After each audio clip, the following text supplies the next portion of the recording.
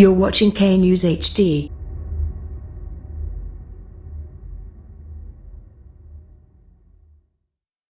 السلام علیکم، آپ دیکھ رہے ہیں کے نیوز چینل۔ خبر شامل کرتے ہیں ننکانہ صاحب سے۔ ہمارے بیورو چیف طاہر خان کی رپورٹ کے مطابق ننکانہ صاحب کے علاقے بچیکی میں جگری دوست نے ادھار لی ہوئی رقم واپس کرنے کے بجائے دوست کو مبینہ طور پر زہر دے دیا۔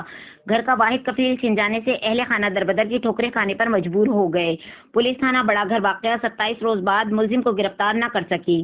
متاثرہ خاندان نے اعلیٰ حکام سے معاملے کا فوری نوٹس لینے اور انصاف کی فراہمی کا مطالبہ کیا ہے۔ محمد اختر کی عمر رسیدہ والدہ رسولہ بی بی، بھائیوں، بیوہ اور بیٹیوں نے بتایا کہ محمد اختر مال مویشی کا بیوپاری تھا اور اس کا قریبی گاؤں اتاری شام سنگھ کے محبت علی کے ساتھ دوستی اور کاروباری لین دین جاری تھا اور محبت علی نے اس کے 18 لاکھ روپے سے زائد کی رقم دینی تھی۔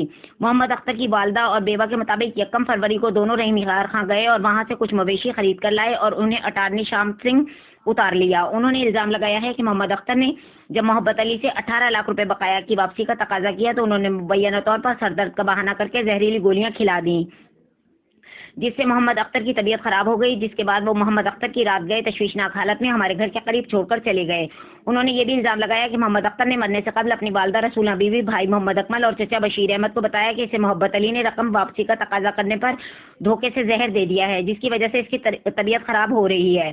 متاثرہ خاندان کے مطابق محبت علی نے لی ہوئی رقم واپس کرنے کے بجائے 3 بچوں کے واحد کفیل کا سایہ چھین لیا۔ انہوں نے یہ بھی الزام لگایا کہ پولیس نے مقتول کے بھائی محمد اکمل کی مدعیت میں ملزم محبت علی کے خلاف مقدمہ تو درج کر لیا، مگر 27 روز گزرنے کے بعد بھی تاحال اسے گرفتار نہیں کیا گیا اور نہ ہی مقدمہ تفتیش کی جا رہی ہے۔ انہوں نے پولیس کی امتیازی سلوک کے خلاف احتجاج کرتے ہوئے ڈسٹرکٹ پولیس آفیسر اسماعیل الرحمان کھاڑک سے معاملے کا فوری نوٹس لینے اور انصاف کی فراہمی کا مطالبہ کر دیا۔